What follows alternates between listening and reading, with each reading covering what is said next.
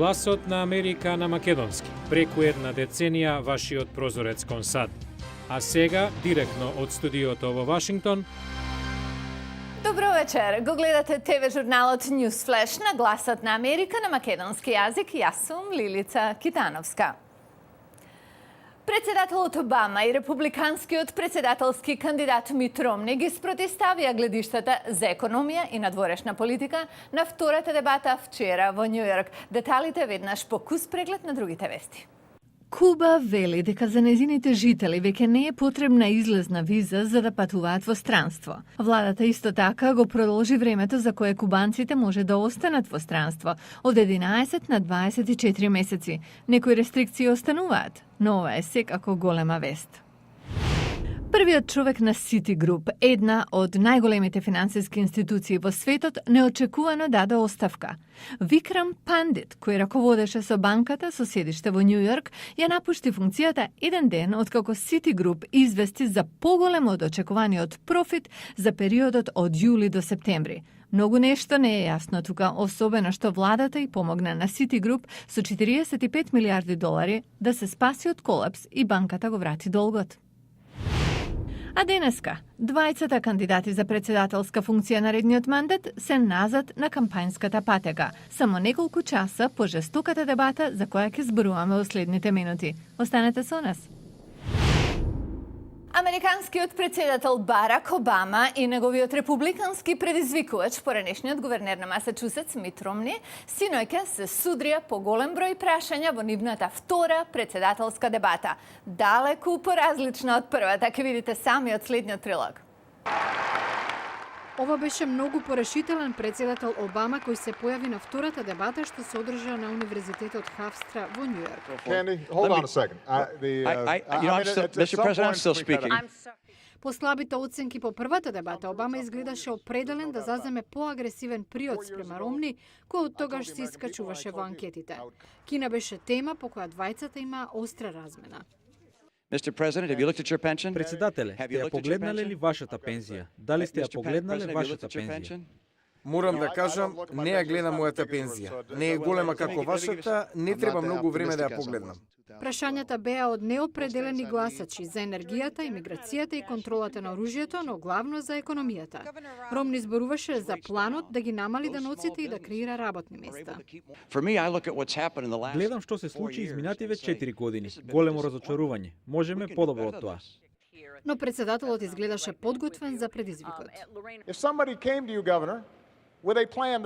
Ако некој ви приде со план дека сака да потроши 7 или 8 трилиони долари и ние да платиме за тоа, ама сега не може да ви каже како, можеби по изборите вие не може да се согласите на тоа.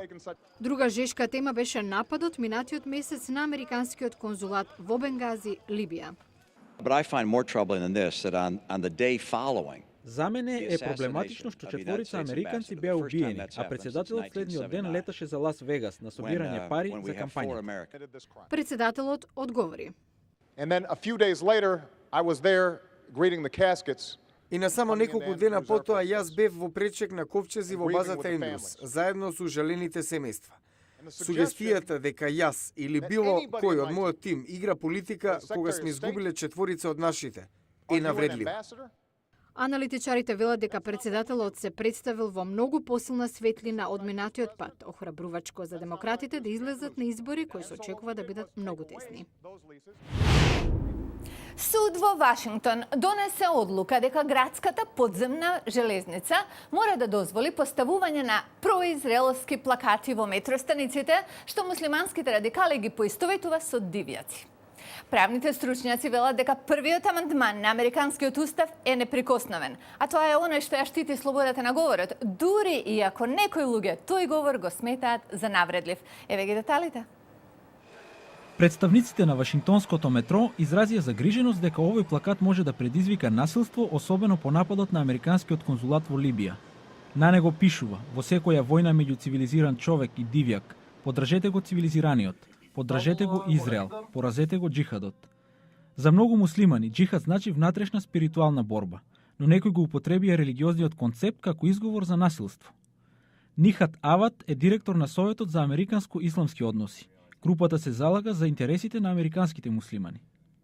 До сега поголемото мнозинство од оние што ги виделе плакатите ги осудуваат. Ја осудуваат нетрпеливоста, омразата што е за тоа и организаторите на ова. Рекламите се спонзорирани од иницијативата за одбрана на американската слобода, произраелска група која вели дека се бори против исламизацијата во Америка. Две американски организации за граѓански права ја имаат на листата на групи кои шират омраза. Групата доби слична битка во Њујорк, каде плакати се појавија на станици на подземната железница во септември. Памела Гелер е директор на групата. Таа ги отфрла сугестиите дека последните настани треба да ги одложат рекламите. Никогаш не е добро време. Ако не се рекламирате, тогаш е филм. Ако не е филм, тогаш е некоја играчка. Ако не е тоа, тогаш е карикатура. Представници на Вашингтонското метро велат дека FBI истражува колкава е заканата од насилство ако рекламите се објават. Имаше извештаи за вандализам кога рекламите за прв пат се појавија во Њујорк, но критиката главно беше воздржана. Бенета Стандли, директорка на Унијата за американски граѓански слободи од Вашингтон, вели дека насилството не значи дека првиот амандман што ја штити слободата на говорот може да се погази. Таа тврди дека против говор на омраза може да се застане со мирно зборување. Во оваа земја одговор за навредлив говор е едноставно повеќе зборување. Мислам дека тоа веќе се случува во Вашингтон. Се повеќе има реклами кои се против говор на омраза.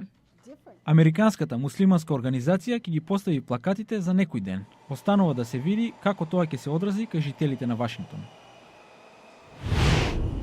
Капка по капка е систем за иригација и синоним за Даниел Хилел, овогодишен добитник на престижната светска награда за храна. Утре во Newsflash ќе ви го представиме овој човек и што сторил тој за човештвото.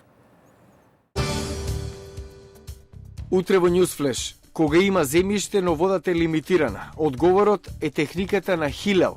Утре ќе му биде доделена наградата. Гледайте зошто.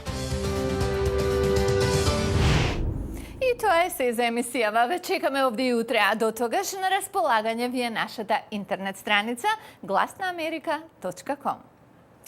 Поздрав од Вашингтон, јас сум Лилица Китановска, а вие го гледавте Newsflash на Гласот на Америка на македонски. До гледање.